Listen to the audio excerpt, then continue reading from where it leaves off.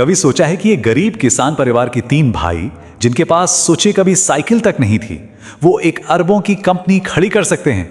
सुनने में फिल्मी लगता है ना, पर यह बिल्कुल सच्ची कहानी है वीरानी भाइयों की, जिन्होंने सच में शून्य से एक पूरा एम्पायर खड़ा कर दिया। जरा इस सफर का स्केल देखिए। बात है 1970 के दशक की। उनके पास कुछ भी नहीं था, न बिजली, फसलें बर्बाद और पूरे परिवार की जमा पूंजी सिर्फ 20,000 रुपए। और आज वो 6,000 करोड़ रुपए की एक ऐसी कंपनी के मालिक हैं जो मार्केट पर सचमुच राज करती है। तो सबसे बड़ा सवाल तो यही है, आखिर ये हुआ कैसे? कैसे वो 3 भाई जो एक वक्त पर किराए के 50 रुपये भी नहीं दे सकते थे, उन्होंने इंडिया की सबसे बड़ी स्नैक फूड कंपनियों में से एक खड़ी कर दी? आइए इस कमाल के सफर को शुरू से समझते हैं। तो कहानी की शुरुआत होती है 1970 के दशक में।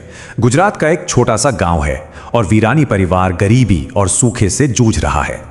जब लगातार बारिश ना होने से उनकी सारी फसलें तबाह हो गईं, तो उनके पिता ने एक बहुत बड़ा और हिम्मत वाला फैसला लिया।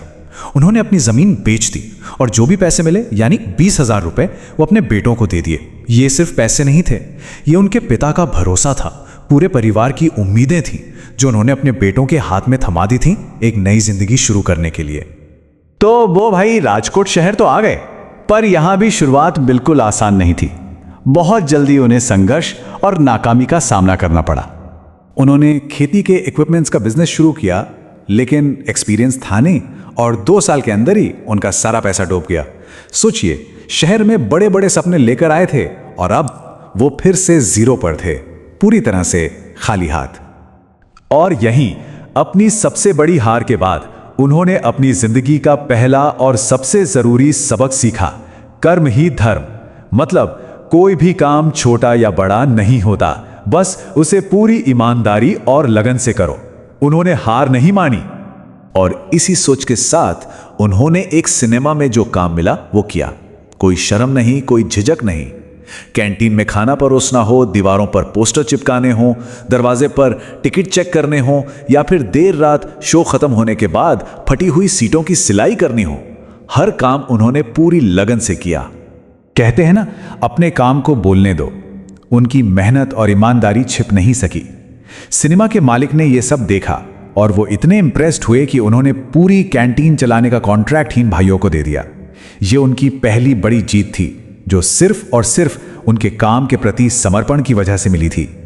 लेकिन कैंटीन में एक नई प्रॉब्लम खड़ी हो गई और यही प्रॉब्लम आगे चलकर उनकी जिंदगी का सबसे बड़ा टर्निंग पॉइंट बनी। हुआ ये कि जो लोग कैंटीन में पोटैटो वेफर सप्लाई करते थे, वो भरोसे के लायक नहीं थे। कभी डिलीवरी लेट, तो कभी चिप्स की क्वालिटी एकदम खराब। ये उनके बिजनेस के लिए एक बहुत बड़ी दिक्कत थी। यहीं पर उन्होंने अपनी जिंदगी का दूसरा मंत्र अपनाया, चिंता नहीं, चिंतन। मतलब प्रॉब्लम से परेशान होने की बजाय उस पर गहराई से सोचो, उसमें कोई मौका ढूंढो। जैसा कि चंदू भाई वीरानी खुद कहते हैं, कुदरत एक दरवाजा बंद करती है तो दूसरा खोल देती है। उन्होंने सोचा, अगर कोई और हमारे लिए अच्छी क्वालिटी की चिप्स नहीं बना सकता तो क्या हुआ, हम खुद क्यों नहीं बना सकते? और बस यहीं से आया उनका तीसरा सबक, कूद पड़ो। मतलब ज्यादा एनालिसिस पैरालिसिस में मत फंसो। एक बार बेसिक रिसर्च हो गई तो एक्शन लो, हिम्मत दिखाओ। और उन्होंने वही किया, अपने घर पर ही वेफर्स बनाने का फैसला कर लिया। और बस यहीं से शुरू हुआ वो सफर, घर की एक छोटी सी रसोई से एक बहुत बड़े ब्रांड तक का सफर। ये कहानी है उनके कभी न खत्म होने वाले जुनून की। देखिए जरा इनकी ग्रोथ की रफ्तार। 1982 में घर के आंगन से वेफर्स बनाने शुरू किए।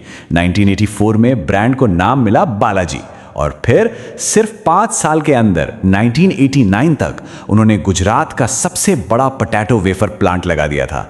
कमाल की स्पीड थी ये। इस पूरे सफर में उनकी चौथी सीख उनके साथ थी, धुन, एक जुनून, एक ऑब्सेशन। अपने काम के लिए एक ऐसी दीवानगी जो आपको किसी भी मुश्किल से लड़ने की ताकत दे। फिर चाहे वो बेईमान रिटेलर्स हों या बार बार खराब होती मशीनें, वो लगे रहे। और उनका ये जुनून सिर्फ बिजनेस के लिए नहीं, अपने कस्टमर्स के लिए भी था। एक बार एक बहुत बड़ी मल्टीनेशनल कंपनी ने उन्हें खरीदने के लिए एक शानदार ऑफर दिया। कोई भी शायद मान जाता, लेकिन उन्होंने मना कर दिया। क्यों? क्योंकि उन्हें अपने वफादार ग्राहकों से 500 से ज्यादा चिट्ठियां मिली थीं।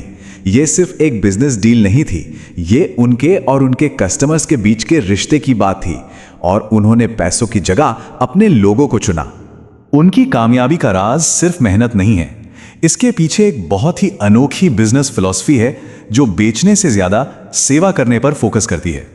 वो इसे कहते हैं संतुष्टि की सप्लाई चेन। इसमें हर कोई खुश है। सबसे पहले किसान, जिन्हें समय पर पैसा मिलता है, फिर डिस्ट्रीब्यूटर्स, जिन्हें मजबूत बनाया जाता है, उसके बाद कर्मचारी, जिन पर कोई सेल्स टारगेट का प्रेशर नहीं, सिर्फ भरोसा है, और आखिर में कस्टमर, जिसे एक शानदार प्रोडक्ट मिलता है। और यही है उनका पांचवां और सबसे अहम सबक, सेल्स नहीं, सर्विस।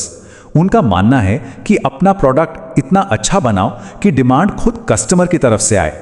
आपको सामान बेचने के लिए पुश ना करना पड़े, आप सिर्फ डिमांड को पूरा करने के लिए सर्विस दें।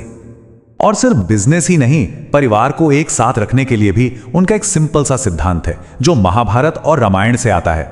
वो कहते हैं कि जहां मेरा मेरा होता है वहां महाभारत की तरह विनाश होता है, और जहां तेरा तेरा की भावना होती है वहां रामायण की तरह सब मिलकर सफल होते हैं। तो इसी सोच और इन्हीं सिद्धांतों का नतीजा क्या है? नतीजा है आज का ये विशाल साम्राज्य। आज बालाजी वेफर्स का सालाना रेवेन्यू है 6000 करोड़ रुपए। यह नंबर ही अपने आप में पूरी कहानी बयां कर देता है। और अगर बात करें वेस्टर्न इंडिया की, तो वहां तो उनका दबदबा देखने लायक है। मार्केट शेयर है 71%। इसको ऐसे समझिए कि वेस्टर्न इंडिया में अगर चिप्स के 10 पैकेट बिकते हैं तो उनमें से 7 बालाजी के होते हैं। लेज जैसी इंटरनेशनल कंपनी से भी कई कई ज्यादा। तो आज के इस दौर में जहां हर कोई वेंचर कैपिटल और फटाफट स्केल अप करने की बात करता है, बालाजी की कहानी हमें क्या सिखाती है?